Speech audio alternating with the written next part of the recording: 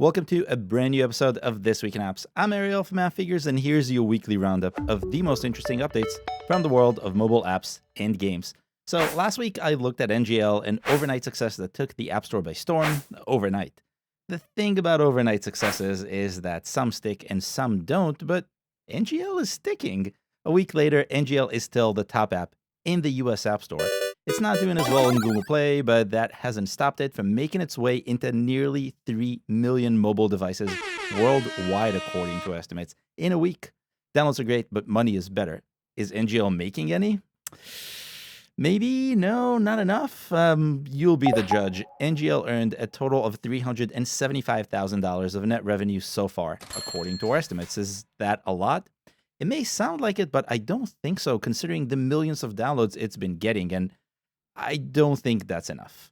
But that's not necessarily bad. See, NGL monetizes by giving back what it takes away. NGL's revenue comes from in-app purchases that give users hints for who sent them anonymous messages because it's an anonymous messaging app.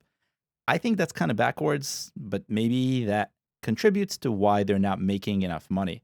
This whole idea is pretty novel and kind of experimental, so I can't judge NGL for its ability to monetize or inability, but given its popularity, I fully expect the team behind the app to come up with a better way to make money, and fast. If they don't, they'd be giving up a great opportunity. I would much rather not see that happen.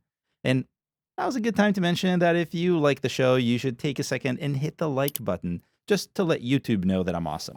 Thanks. All this talk of NGL reminds me of the overnight success right before it, which was another twist on the traditional social media that's really starting to feel stale, at least to me. Remember BeReal? If you don't, it's an app that helps teens be authentic by alerting them at a random time to take a picture and share it with friends. No filters, no poses. Well, maybe poses. My friends aren't using it, so I don't really know, but there are no filters. BeReal took to the top of the App Store just a couple of months ago, and like most other overnight successes, eventually faded away, giving TikTok, Google, and Facebook their top chart spots back fairly quickly. Where is BeReal now, and are teens still interested in being authentic, and should Meta be concerned? Well, yes, it looks like BeReal is still popular. In fact, it's gotten more popular in the last few weeks. According to our estimates, last week was BeReal's highest week of downloads to date. The novel photo app made its way into 1.25 million mobile devices globally. That's a bit higher than its last peak, which came in April. The majority of downloads came from the US and the UK, where the App Store was responsible for about 5 times the downloads versus Google Play. Interesting. What's also interesting is to see how unpopular this concept is in countries that traditionally drive the big downloads, like India. I don't expect that to change, but if it does, you'll know BeReal can become a serious contender, but I don't expect that to change. But still. Moving on. Amazon Prime Video is one streamer I don't get to talk about too often. I don't really have anything against Amazon, it's just that there isn't much to talk about. While streamers like HBO Max, Disney Plus, and even smaller ones in terms of downloads, like Paramount Plus and Peacock, have all figured out how to turn exclusive content into downloads, Amazon just hasn't. And then Craig Bond came along. I mean, James Bond, but bonus points if you got the reference. I'm talking about the latest James Bond movie, No Time to Die, which launched to theaters only and started streaming on Amazon Prime Video in the US earlier in the month. Also, the best movie from the Daniel Craig era, in my opinion, which was the worst of all James Bonds, in my opinion. But I'm not here to talk movies, so let's talk numbers. Downloads of Amazon Prime Video in the US grew to the highest they've ever been last week, adding roughly 520,000 new viewers to the platform in the week after No Time to Die rolled out to members.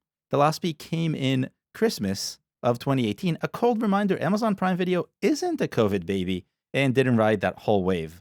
Now, this is all nice and interesting, but I bet you that if No Time to Die streamed on any other platform, and I really mean any other platform, that platform would get many, many more new downloads. And why? Because James Bond is not just a nice exclusive, it's a mega franchise that's been popular for decades. All Amazon was able to squeeze out of it was the same number of downloads as HBO Max gets in a regular week with no exclusives. I don't know. That's not good. It's pretty grim, but it's not all. One of the ways streamers like Disney Plus and HBO Max were able to cement their popularity was by releasing new titles to theaters, and also streaming them to subscribers for free in most cases. That era is now dead, or at least dying, taking a tool Amazon could have used but didn't to get traction for its mobile app. It looks to me like Amazon will need a new mobile strategy. On to a crowd favorite, but before, did I already ask if you like this episode? If you do, please give it a quick like. Thanks. This week, I crunched the numbers and ranked the highest earning apps in the US for May, and in May, something interesting happened. TikTok wasn't the highest earning app, nor was Tinder. First place went to HBO Max, which earned $50 million of net revenue from the US, according to our estimates. Tinder, YouTube were right behind it, and only then TikTok. If you look closely, you'll also notice LinkedIn made its way into the top 10 for the second time this year. That I didn't expect. With that out of the way, there is not much different if you compare this list to April's. Same apps for the most part, same numbers, almost a full copy, and I don't mean to say it's boring, but rather what earns is still streaming. For now. We estimate that the top 10 earners brought in $309 million of net revenue in May from the US. That's almost the same as April's haul, though a tad bit lower. Nothing to write home about. That was apps, now games. May was a great month for games. Well, some games. Really, Candy Crush. I got ahead of myself here. This week, I crunched the numbers and ranked the highest earning games in the US for May. A bit behind schedule, I know, but thanks for your patience. Candy Crush Saga was the highest earning game in the US, earning a massive $122 million of net revenue from the App Store and Google Play in May, according to our app intelligence. Yes, hundreds. Yes, for the first time, that's about 30% higher than April. It's worth noting that Candy Crush Saga was the highest earning game on the App Store and on Google Play, and combined in May. Roblox came in second, adding just $39 million of net revenue in May, according to our estimates. And that's also roughly 30% different than April, but in the opposite direction. Call of Duty didn't make the cut in May, clearing the way for Garena Free Fire, which is still banned in India, to get into the last spot with $16 million of net revenue in May. Combined, the top 10 highest earners brought in $374 million of net revenue in May, according to our estimates. In case you're comparing, that's a modest two-digit increase, 12%, over April's total. And that's all I have for you this week. If you have any questions about the insights, let me know in the comments below.